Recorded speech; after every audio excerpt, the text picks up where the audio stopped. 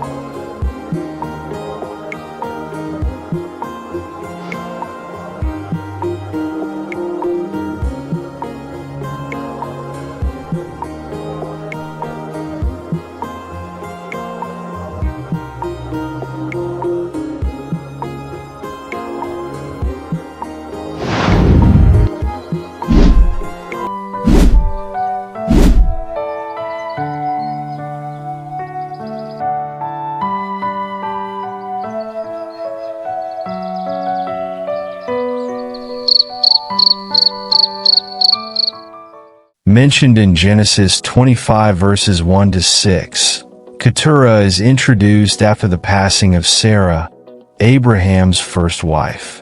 While the Bible provides limited details about KETURAH, her lineage played an essential role in the formation of various nations.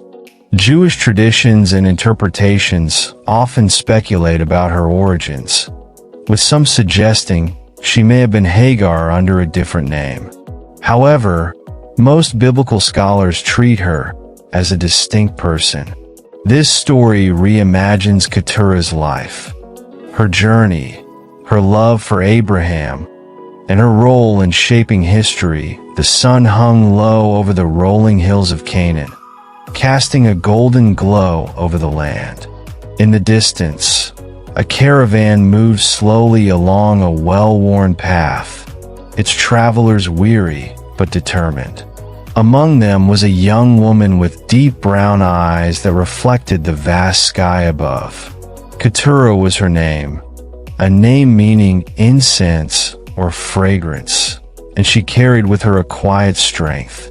Born into a nomadic tribe that traced its ancestry to the ancient eastern lands, KETURAH had grown up amidst vast landscapes, learning the ways of the desert, the whispers of the wind, the secrets of the stars, and the wisdom of survival. But she had also inherited a rare gift, one that set her apart, an understanding of dreams, an intuition that often guided her people through times of hardship. Her fate took an unexpected turn when she encountered Abraham, the great patriarch. The first time she saw him, he was seated beneath the shade of a great oak tree, deep in thought. He was an elder, but his presence commanded respect, and his eyes, though weathered by time, carried the wisdom of many lifetimes. KETURAH had heard of him, his journey from Ur, his covenant with God, his trials, and the great promise that his descendants would be as numerous as the stars. Yet, she had not imagined she would one day be woven into his story. KETURAH was not a woman of nobility, nor did she carry the status of Sarah, Abraham's first wife. But there was something in her that drew Abraham's heart. Perhaps it was her resilience, her ability to find joy in simplicity, or the way she spoke with wisdom beyond her years. In the quiet moments of the evening, they would sit together under the open sky. Abraham would recount stories of his journey, of the time God had called him from Ur, of his long years wandering, of the promise that had shaped his destiny. KETURAH, in turn, would share tales of the desert, of the mysteries hidden in shifting sands and the lessons carried by the wind. As the days passed, affection grew between them. And so, in a simple yet sacred ceremony, Abraham took Keturah as his wife. She became his companion in his later years, a source of comfort and strength. And through their union, new nations would be born. Keturah bore Abraham 6 sons: Zimran, Jokshan, Medan, Midian, Ishbak, and Shua. Each of these sons would go on to establish their own lineages, spreading across the lands and forming great tribes. Among them, Midian would become particularly significant. The Midianites, descended from Keturah's son, would later play a role in biblical history, including interactions with Moses and the Israelites. Through Keturah, Abraham's legacy extended far beyond Isaac and Ishmael, fulfilling God's promise in unexpected ways. Unlike Sarah and Hagar, whose stories are marked by dramatic events and divine interventions, Keturah's life was one of quiet significance. She did not seek power or recognition. Instead, she embodied the grace of a woman who knew her place in the grand tapestry of history and embraced it with humility. Her love for Abraham was not one of youthful passion, but of deep companionship. She cared for him in his final years, standing by his side as he imparted his wisdom to his children and grandchildren.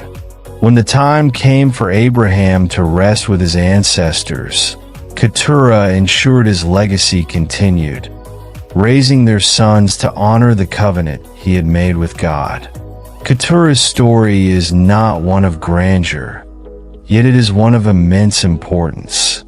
She reminds us that sometimes the most impactful lives are those lived in quiet faithfulness. Though her name does not echo as loudly as Sarah's or Hagar's, her influence rippled through generations. Through her sons, she became the matriarch of nations. Through her love, she brought warmth to Abraham's final years. Through her presence, she fulfilled a purpose greater than she could have ever imagined. And so, though history may not always sing of her deeds, the fragrance of Keturah's legacy lingers, like incense carried on the wind, touching hearts in ways unseen, yet deeply felt. Shalom. Don't forget to like, comment, and subscribe for more inspiring Bible stories.